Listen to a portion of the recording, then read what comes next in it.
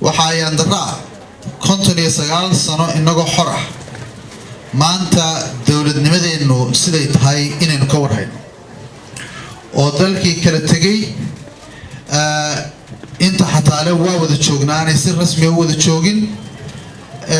maanta dowladda federaalka aan anagu qaybta ka nahay 4 kilomitir xamaraanay si fiican u wada kontroolin dowladnimadeenu inay tahay sanad kasta ay ku soo baxdo liiska failed states ka leeyahay wadamada fashilmay inay ku soo baxdo liiska hufnaanta marka laga hadlayo wadanka ugu hooseeya inaynu noqono marka laga hadlayo dowlad wanaaga iyo maxaa la yiraahdaa corruptionka iyo musuqmaasuqa dirarka iyo waxaynu noqono kaalinta ugu hooseysa horta taasina waa ayaan daro waxaan qabaa inay ku timid dowladnimada Soomaaliyeed oo halowday oo inaga xumaatay dhowrkii sano ugu horeeyay intii ka dambeysay xataa dhowrkii sano dhaliilaheeda lahayd laakiin dhaliilo nidaamka lagu sixi kar lahayo istoorasho iyo ku imaan lahaa ahayd sida uu ustaadku sheegay in dastuurkii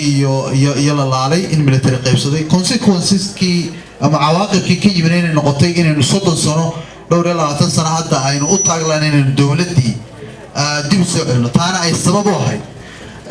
wixii militarigu uu baabiyay oo ahaa waxa la wixii dowladnimo Soomaaliyeed tiirarkii ay ku taagnayd in dhamaantoodba ay meesha ka baxaan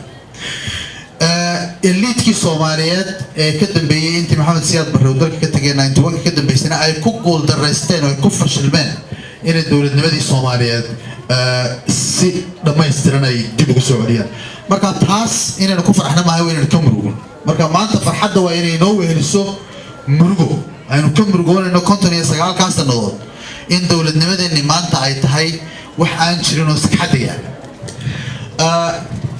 marka dadku ay arintan oo kale la soo diristay farxad iyo murugo isugu xigaan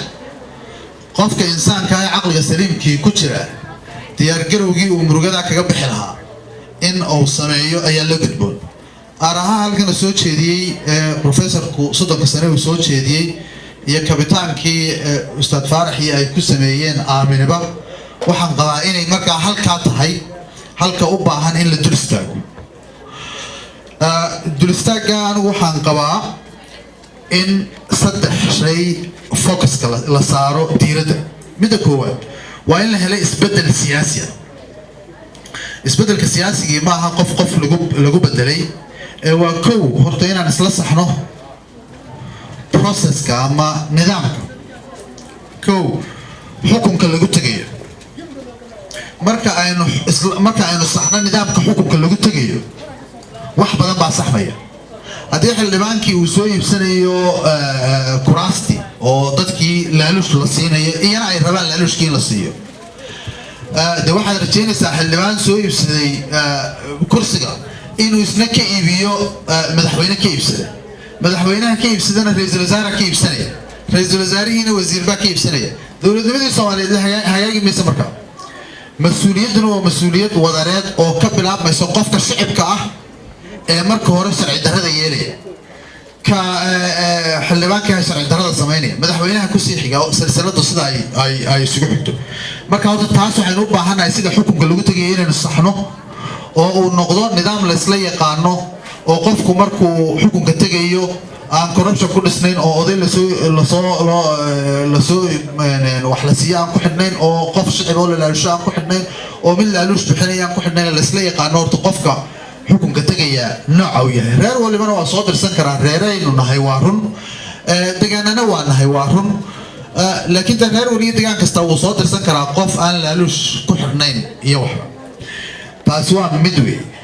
marka xukunka la tago waxa ayna muhiim ah inaynu ka heshiino xukunka marka la tago sida loo dhaqmayo sida loo dhaqmayaa ma xukunku wuxuu noqonayaa yani in madaxweynaha iyo ra'iisul wasaaruhu waxay yiraahdaan uu xadiis yahay oo aan la jabin karin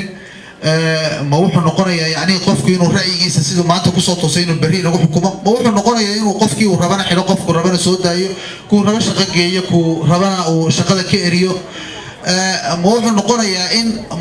ay noqoto dowladnimada Soomaaliyeed oo xukuumaya mid kaliya dhoofisa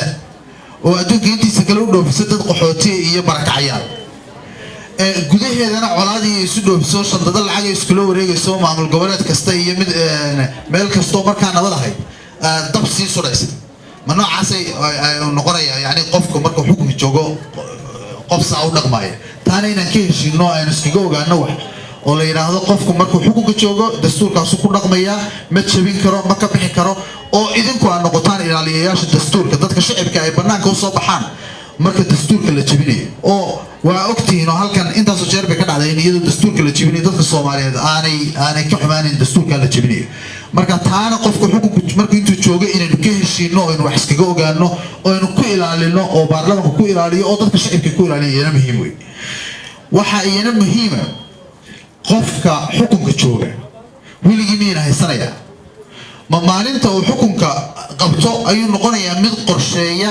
sidii 30 sano oo kale ama 20 sano oo kale ama 40 sano oo kale xukunka ku talagalay inuu sii haysto mise wuxuu noqonayaa mid aynu naqaano nidaamka xukunka lagala wareegayo bulsho si ay u jirto oo aan la isugu laynin dadka madaxda aanay xukunka isugu laynin oo dadka shacabkii aanay u baabi'in waxaa laga shaqeynaya oo kaalinta saxaad qaadanaya in xukunka sida lagu kala wareegaya qofka hamiga ku jiro ee ku dhashay Garbahaare iyo midka hamiga ku jiro ee ku dhashay Dhuusamareed iyo ka ku dhashay Sayla in nidaamka si ay ula kala wareegayaan waa wiilal Soomaaliyeed oo midkood kasta oo kamid uu qalmay inuu dalkan xukumo marka kaliya in la manage gareeyo sida xukunka ula kala wareegayaan iyana muhiim weey marka taasi waa isbedelka siyaasadeed oo loo baahan yahay inaynu keenno hadda isbedelka siyaasadeed waa ogtiina baarlamaanka 275 xildhibaan baan nahay 275 ka xildhibaan markii baarlamaanka soo galayeen waxay haayeen mid walba xisbi gooni oo keligii u taagan oo maartay aan idin xukumi karin meesha doona kala dhacayo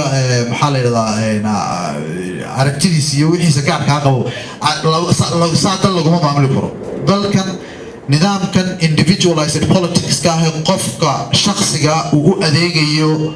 kursiga ee aan qofka kursiga u adeegayn laga baxaway waa in loo gudbo nidaam institutionalized politics oo xisbiyo aragti xambaarsan oo wiilal aan isku abtirsiin ahayn oo aan isku degaan ahayn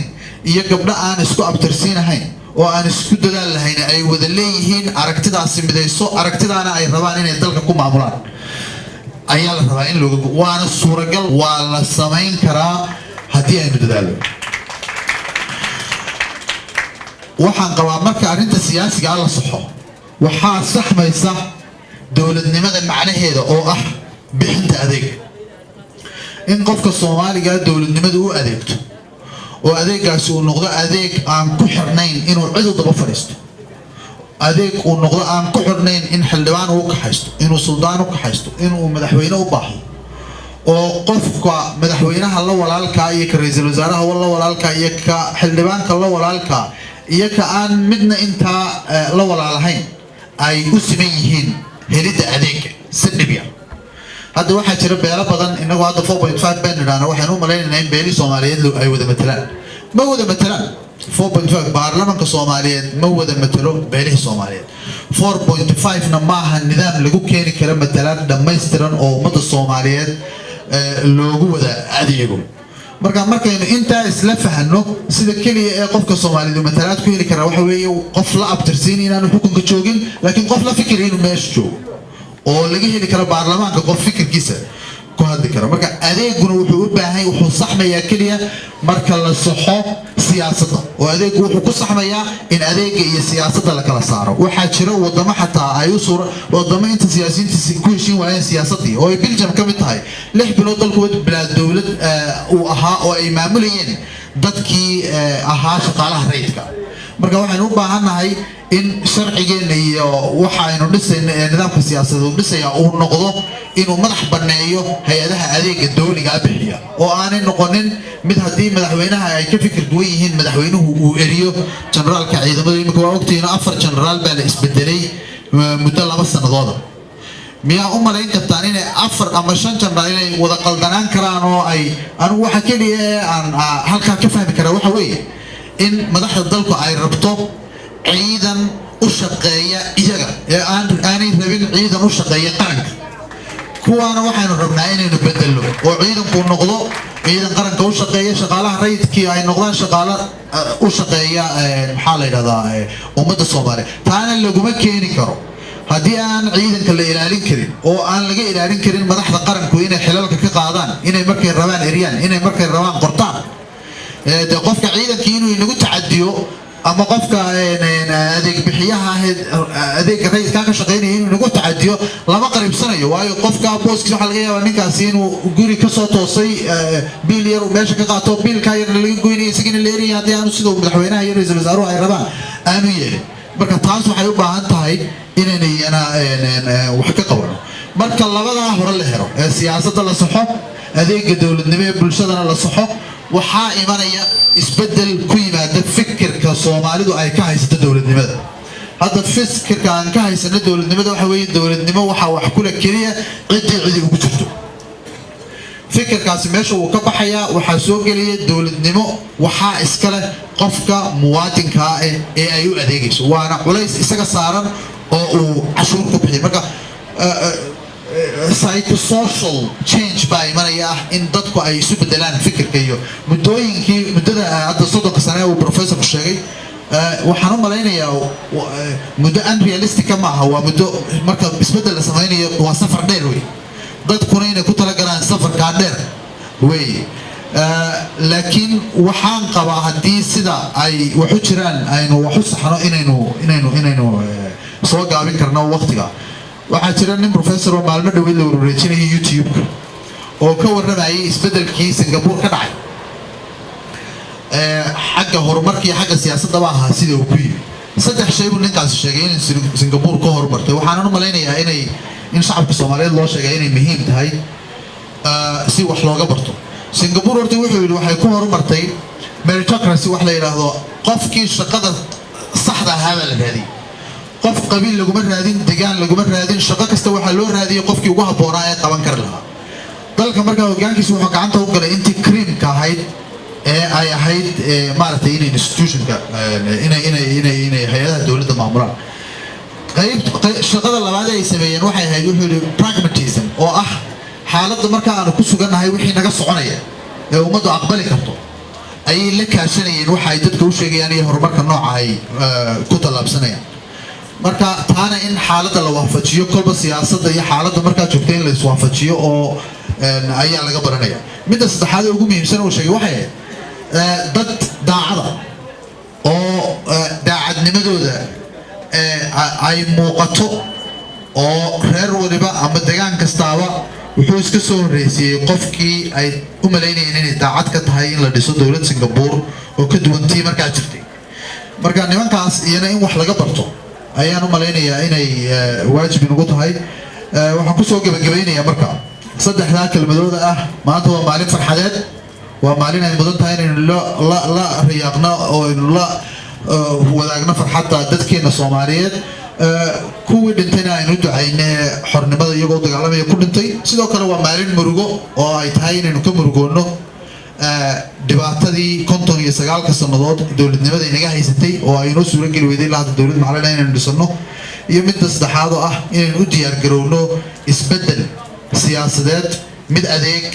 iyo mid aynu fikirka dawladnimada aynu ka haysano aynu ku bedelo